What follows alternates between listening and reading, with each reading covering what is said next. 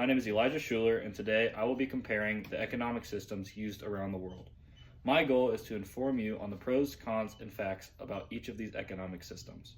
There are three main economies used in the world today. Obviously there are more, but these are the three main, and they all have their differences, these being socialism, capitalism, and communism. As technology and humanity advances, so does economics.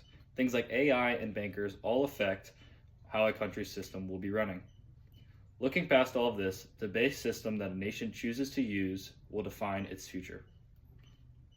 When the average human thinks about their money, they don't tend to think about the history of the economic system used in their country. Simply traveling over the border or moving to cities can change the way your money is handled in your bank and in your pocket.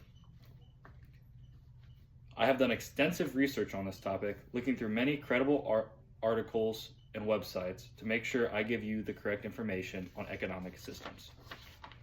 To begin with, I will be talking about the facts and truth about socialism. Next, I will dive into the system that Americans use, me and you, which is capitalism. Next, I will finally talk about the outdated system of communism.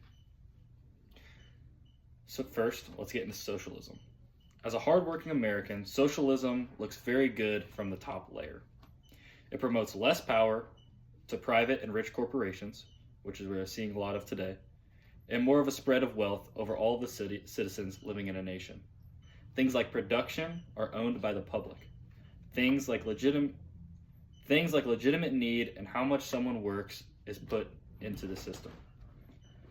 Comparing this in the world we live in now, where someone can work from home and make twice as much as a farmer who breaks their back every day, is very different. It doesn't totally support democracy as a government, which is why it led to fail in many countries. This was found on Comparing Capitalism, Communism, and Socialism from Students of History, LLC.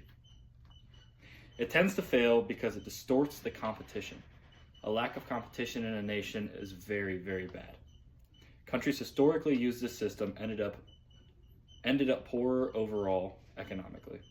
Some countries have implemented additional rules and stipulations. Countries like China seem to use a lot of this, though they steer more towards communism. Next, I will dive into America's very own capitalism. Capitalism is very much the opposite of socialism, to think about it. This is where private companies and entities create production and capital. Competition is very encouraged in this form of government. This was found from Comparing Economic Systems on ushistory.org. This does lead to a major problem, however, which we see in America today. Economic inequality is a leading problem in America, which leads to a lot of things like crime and homelessness.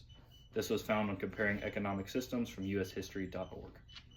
This system is hard to hate as a whole overall because Americans get the opportunity and chance to start a new life and live freely.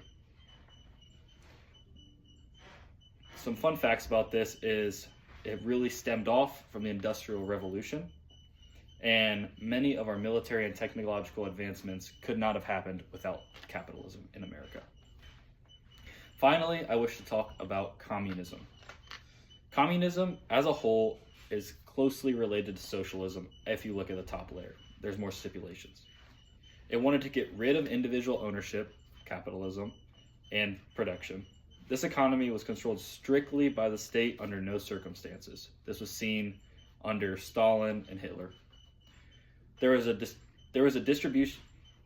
distribution of goods not based on wants, but based on needs, which was easy for the government to say. This was found on Introduction to Socialism versus Capitalism from Fraser Institute. This economy overall failed because of the lack of focus on the working people. People had no desire to work because they weren't getting anything additional out of it. Incentives were not good enough to keep them going, which led governments to collapse. This idea was, if you've paid attention in history class, was famously brought to by Karl Marx. Even though they aim to be stateless, they always end up authoritarian. And there are still plenty of communist governments like North Korea and Cuba, which people don't seem to be very happy in. I just want to review quickly. I talked about and informed you on things like socialism, capitalism, and communism, and compared all of them to each other. There are three main economies in the world, and they all definitely have their differences. All of the economic systems we use today also have their similarities, just focus on very different things. Some cause chaos, some encourage peace, and some tend to do both. Each is unique and very interesting to compare. Today, I hope you learned something and I gave you correct information.